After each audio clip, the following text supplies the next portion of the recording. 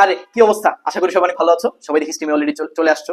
তো সবাই কমেন্ট করে জানাও। আজকে এটা খুব ইনফর্মাল একটা ভিডিও, ঠিক আছে? তোমরা অনেক সময় জিজ্ঞেস করো ভাই আপনি সিভিটা একটু দেখান, কিভাবে আপনি রিমোট জবে ইন্টারভিউ কল পাইছেন, কিভাবে হচ্ছে দেশের সফটওয়্যার কোম্পানিগুলোতে ইন্টারভিউ কল পাইছেন বা ইন্টারভিউ ক্র্যাক করছেন, অ্যাডমিশন কমিটিতে আপনি কোনটা জমা দিয়েছেন বাইরের এমএসসি বা স্কলারশিপের জন্য, কেন আপনার সিভিটা সিলেক্ট করছে, আপনার কি মনে হয়? এই সব ধরনের কোয়েশ্চেন আমি আজকে অ্যানালাইসিস করব। আজকে আমি বেশি না, দুই রকমের সিভি দেখাবো, আমার একই সিভির দুইটা ভেরিয়েশন। প্রথম সিভি যেটা হচ্ছে এমএসসি বা পিএইচডির জন্য যখন আমি অ্যাপ্লাই করছি ইউএসএ তে, তখন আমি এই সিভিটা জমা দিছি। আর দ্বিতীয় যে সিভিটা সেটা হচ্ছে চাকরির ইন্টারভিউর ক্ষেত্রে আমি জমা দিছি, এবং মোস্ট অফ দ্য কেসেসে আমি হচ্ছে ইন্টার্নশিপ বা চাকরি ইন্টারভিউ অথবা রিমোট জবের ক্ষেত্রে আমি ফার্স্ট রাউন্ডে কল পাইছি। ফার্স্ট রাউন্ডে কল পাওয়ার জন্যই তোমার সিভিটা হচ্ছে খুবই ইম্পর্টেন্ট, সিগনিফিকেন্ট রোল প্লে করে। আচ্ছা, এখন তোমরা স্ক্রিনে যে সিভিটা দেখতে পাইতেছো এটা হচ্ছে রিসার্চের সিভি, অর্থাৎ এটা হচ্ছে বাইরে যখন আমি স্কলারশিপের জন্য অ্যাপ্লাই করছি এমএসসি বা পিএইচডির জন্য, তখন আমি এই সিভিটা জমা দিছি। কিভাবে বুঝবা এটা হচ্ছে ওই সিভি? দেখাচ্ছি, হাইলাইট করে দেখাই। প্রথমত, এডুকেশনের পরে আমি কি করছি, রিসার্চের কাজগুলারে হাইলাইট করছি। ঠিক আছে, রিসার্চ ইন্টারেস্ট, রিসার্চ এক্সপিরিয়েন্স, এখানে আমি কি কি কাজ কাম করছি, পাবলিকেশন আছে কিনা, এই জিনিসগুলো আমি এখানে দেখাইছি। যেগুলো হচ্ছে সিগনিফিকেন্ট, না দেখাই না ওইটাই খুব আজাইরা জিনিস আমি দেখাই নাই, কারণ এটা অনেক সময় তাদের যে ফোকাস বা তাদের যে প্রাইম কনসার্ন এটাকে ডাইভার্ট করে দেয়। ঠিক আছে, সবসময় হচ্ছে তোমার মূল যে ফিচারগুলো, এই জিনিসগুলো তোমার সিভিতে পোর্ট্রে করা লাগবে বা শো করা লাগবে।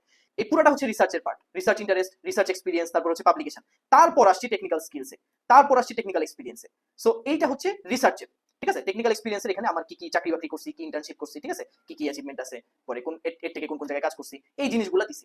এখন একটা কথা হচ্ছে যে এই জায়গায় লাস্টে আমি কি করছি, প্রজেক্টগুলো লিংক দিয়ে দিছি। ঠিক আছে, এটা একটা কথা। এবং এটার কারণে ওরা যেটা বুঝতে পারে যে এই ছেলেটা মানে রিসার্চটা হচ্ছে তার বেশি ইম্পর্টেন্ট তার কাছে। ঠিক আছে, টেকনিক্যাল এক্সপিরিয়েন্সের চেয়ে রিসার্চের পার্টটা তার কাছে বেশি ইম্পর্টেন্ট, অর্থাৎ তোমার সবচেয়ে ভালো যে জিনিসটা আছে এই জিনিসটা উপরে শো করতে হবে।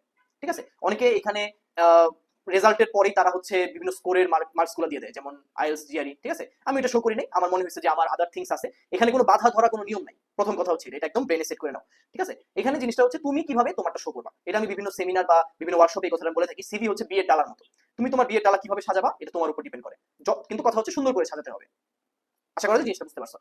এখন আসি চাকরির ইন্টারভিউয়ের যে সিভি ওইটার ক্ষেত্রে। ঠিক আছে, প্রথমেই দেখো আমি কিন্তু কি করছি, ছবিটা চেঞ্জ করে দিছি। এখানে একটা ফর্মাল ছবি দিছি, আগেরটার মধ্যে এরকম ছবি ছিল না, আগেরটার মধ্যে একটু সেমি ফর্মাল টাইপের একটা ছবি ছিল। ঠিক আছে, তারপর উপরে ইনফরমেশন এটা সেম, এই জিনিস সেমই রাখছি। পার্থক্য কোন জায়গায়, চাকরির সিভির মধ্যে এসে আমি কি করছি, এডুকেশনের পরেই আমার টেকনিক্যাল স্কিলগুলো দিছি।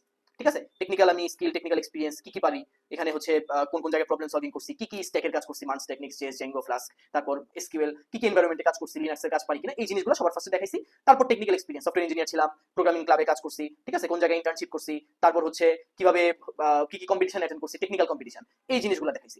আর আরেকটা জিনিস, এখানে কিন্তু আমি রিসার্চের কোনো কাজই দেখাই নাই। এইটার কারণ আশা করি সবাই বুঝতেছো, কারণ হচ্ছে তুমি যখন চাকরি ইন্টারভিউ গিয়ে তুমি দেখাবে যে তুমি অনেক পারো রিসার্চ, তোমার অলরেডি 5-6টা রিসার্চ পেপার আছে বা তোমার রিসার্চ এক্সপিরিয়েন্স আছে, ঠিক আছে, তখন বলবে তুমি চাকরি করতে আসছো কেন। আমি এই কাজটা প্রথম 2-1 বার এই ভুলটা করছিলাম, তারপর এটা আমি কারেকশন করছি। এই জন্য চাকরির সিভিতে আমি কোনো রিসার্চ এক্সপিরিয়েন্স কখনো দেখাই না বা কখনো দেখাইনি। ঠিক আছে, আদারওয়াইজ তোমাকে কখনো কল করবে না, তুমি বলবে যে তুমি তো আলটিমেটলি চলে যাবা এমএসসি বা পিএইচডির জন্য, তাহলে তোমার আমি নিব না। ওরা চায় এমন একজন এমপ্লয়ি যে তাদের কোম্পানিতে লং টাইম ভ্যালু অ্যাড করবে। সো তুমি যদি অলরেডি গন কেস থাকো, বুঝতেছো যে মানে ওরা বুঝতেছে তুমি অলরেডি চলে যাবা, তাহলে তোমার কখনোই নিবে না। এখন আসি সিভিতে মেইনলি ওরা কি কি দেখে। ঠিক আছে, প্রথমে আমি একটা কথা বলছিলাম ভিডিও শুরুতে, সিভি যেটা বা ইন্টারভিউ প্রসেস যেটা অথবা অ্যাডমিশন কমিটির যে প্রসেস, এটা হচ্ছে কখনোই একদম ফুলি আনবায়াসড না, কোনো নিউট্রাল না। ঠিক আছে, তোমার সিভির একটা পয়েন্ট তাদের মনের মধ্যে যদি হিট করে, তোমার ইন্টারভিউ কল করবে বা তোমার ওরা স্কলারশিপ দিবে। ঠিক আছে, এটা পুরো ওয়ার্ল্ড ওয়াইড এই সিস্টেম, এটা কোনো এরকম কিছু নাই যে এআই দিয়ে চেক করতেছে, অথবা তুমি এমন একটা সিভি বানাইলা, ডেফিনিট একটা সিভি বানাই ফেললে, অ্যাবসলিউট একটা সিভি যেটার কারণে তোমার চাকরি দিয়ে দিবে, এমন কোনো সিভি নাই। তোমার সিভিটা খাওয়াইতে হবে। ঠিক আছে, এই জন্য মেইন কিছু পয়েন্ট আমাদের মনে রাখা লাগবে। ফার্স্ট কথা হচ্ছে সিভিটা হওয়া লাগবে একটা কন্টিনিউটি গ্রাফ বা কন্টিনিউয়াস গ্রাফ। এই কথাটার মানে কি, তোমার সিভিটা যাতে সবসময় একটা লাইন মেনটেন করে, আপওয়ার্ড অথবা এক্স এক্সিস এর প্যারালাল একটা লাইন মেনটেন করে। ঠিক আছে, এই সিভিটা যাতে কখনো ডাউনওয়ার্ড না যায়, সিভিটা যাতে হয় আপওয়ার্ড থাকে অথবা হচ্ছে এক্স এক্সিস এর প্যারালাল থাকে। এটা বোঝা যায় তোমার লার্নিং কার্ভটা কেমন। ঠিক আছে, আমি অনেক পোস্টে অনেক সময় লিখি লিঙ্কডইন বা ফেসবুকে যে আমাদের লার্নিং কার্ভটা সিভিতে মেনলি দেখা হয়। একটা ছেলেকে যদি টাইম দেওয়া হয় এবং প্রপার রিসোর্সেস দেওয়া হয়, সে কি কোনো একটা কাজ শিখতে পারবে কিনা টাইমের মধ্যে, এটা বোঝা যায় তার লার্নিং কার্ভের মাধ্যমে, অর্থাৎ ভার্সিটি লাইফে সে কিভাবে 4টা বছরকে ইউটিলাইজ করে আসছে। সো তোমার সিভিটা যাতে একটা কন্টিনিউটি গ্রাফ হয়, তোমার সিভিতে যাতে কোনো ডিসকন্টিনিউটি না থাকে, যে মাঝখানে 2 বছর তুমি একদম হাওয়া হয়ে গেছিলা, তুমি 2 বছর কোনো কাজ কাম করো না, এরকম যাতে না হয়। এটা নরমালি অ্যাডমিশন কমিটি অথবা তোমার ইন্টারভিউয়ার বা এইচআর কখনো পছন্দ করে না। দ্বিতীয়ত যেটা, সেটা হচ্ছে যে it should tell them a story, your story. ঠিক আছে, তোমার সিভিটা যাতে তোমার গল্প বলে, এটা একটা স্টোরি টেলিং টাইপ সিভি যাতে হয়। আমার সিভিটা ওইভাবে বানানো যে এটা যাতে ওদেরকে একটা মেসেজ দেয়, it's all about a message. আরেকটা পয়েন্ট হচ্ছে তুমি যে এক্সপিরিয়েন্স বা অ্যাচিভমেন্ট দেখাবা, এই এক্সপিরিয়েন্স বা অ্যাচিভমেন্টের যে পার্টটা, এইগুলা যাতে ওদের রিকোয়ারমেন্টের সমান সমান হয়। এখন তুমি মনে করো ভাই অ্যাপ্লাই করছো হচ্ছে সফটওয়্যার ইঞ্জিনিয়ার রোলের জন্য, অথবা একজন ইলেকট্রিক্যাল ইঞ্জিনিয়ারের জন্য অ্যাপ্লাই করছো তুমি। এখন তুমি সিভিতে দিয়ে রাখছো কোরিওগ্রাফার ভালো, অথবা তুমি ক্লোজ আপ একদম সেরা গায়ক ছিলা। এই জিনিসটা কি মিলবে? এটা কখনোই মিলবে না। তো এটা আমার দেখাইতে হবে যে আমার যে এক্সপিরিয়েন্স বা আমার যে অ্যাচিভমেন্ট, এটা আমার রিকোয়ারমেন্টের সাথে একদম পুরোপুরি যাচ্ছে, তাদের রিকোয়ারমেন্টের সাথে, তাদের যে জব রোল, এই জব রোলের সাথে তোমার এক্সপিরিয়েন্স বা অ্যাচিভমেন্ট এটা যাতে হুবহু মিলে যায়, খাপে খাপ মিলে যায়।